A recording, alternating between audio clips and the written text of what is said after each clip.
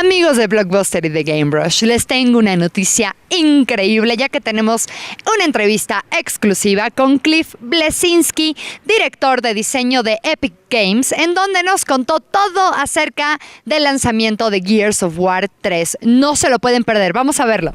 Hola, GameRush and Blockbuster Mexico. Cliff Bleszinski, design director for Epic Games here. I wish I could be there with you guys right now, but I want to send a special shout out thanking you for all the support. Let's make September 20th rock. Viva Mexico.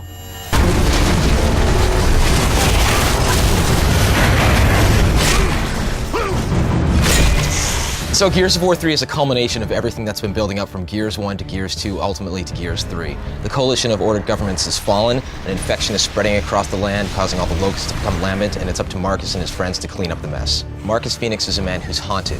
He saw his father die before him years ago and ultimately wound up going to prison for that.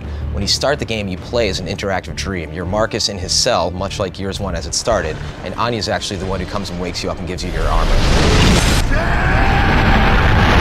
Marcus and Co. are on this flotilla in the middle of the ocean and they think they're safe, and all of a sudden lambent stalks start sprouting around them. They're attacked by all of these lambent creatures, but more importantly, they're attacked by a lambent leviathan. Now, we had seen a leviathan in Gears of War 2, which is a giant sea monster. You haven't seen it infected. It's a lot bigger, it's a lot nastier, and it's a lot angrier.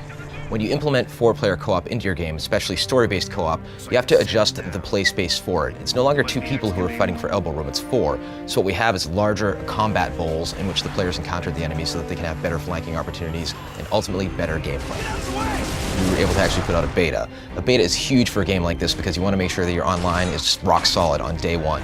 Ultimately 1.3 million that helped kick the tires and make sure that this is the best online to date. When you play an online game, there's so many different variables that can affect your performance, and for Gears of War 3, we wanted to make sure that it was rock solid from day 1. We decided to make sure that we had dedicated servers for everybody when you hop online on September 20th to make sure that the game runs buttery smooth when you take on your enemies. So we have a new mode in Gears of War 3, it's known as Beast Mode, and for the first time you get to play as all the crazy different locust monsters, everything from a ticker all the way to a boomer and a baby corpser, right? It's very unique in the fact that it's actually class-based mode. Each creature has unique abilities that need to supplement each other, and you need to take out all those pesky cog soldiers within the allocated time period. The mode that everybody loves so much from Gears of War 2, Horde mode, is back, and it's back with a vengeance. It has so many new features, and it's almost a whole game in and of itself.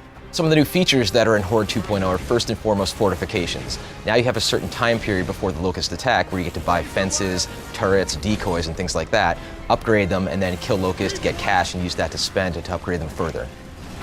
So one of my favorite additions to Horde 2.0 is boss monsters. One of the most commonly asked for features from the first Horde was giant Brumacs stomping around the maps, and you got it this time. Not only do you have that, you have berserkers running around, you have all sorts of combinations of creatures that are giant, big and small in between attacking you with boss waves. It's tough, you're going to want to fortify, you're going to want to hole up and take them all out. Now in Gears of War 3, we've implemented Team Deathmatch that actually has respawning, so max time you're waiting is like 3 to 10 seconds tops, right? What makes Gears of War's Deathmatch different is the fact that there's a shared life pool. So when you die, a life is taken away from that pool. Ultimately, you can wind up with 3 guys against 5, and then 5 guys against 1, and you can pull off a clutch victory, which is very, very exciting and very pulse-pounding. If you haven't played a Gears of War game before, now's the time to start. We recap what has happened in the fiction at the beginning of the game so you can be brought up to speed very quickly. More importantly, with co-op, you can play with a friend and you can introduce them to this beautiful cinematic world.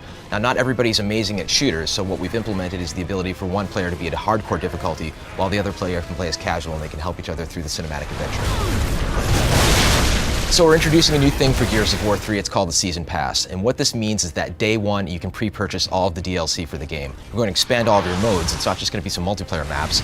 Versus is going to get better. Horde mode is going to have some cool new treats in it. And Campaign is going to have some great new expansions down the line, so you want to keep your eyes peeled for that. Not only do you get 33% off of the full price of all the future DLC, you also get a special Liquid Chrome weapon set, which is actually quite cool. The beta was absolutely incredible. Pre-order numbers are nuts, and we think the launch is going to be amazing on September 20th. Go Commando.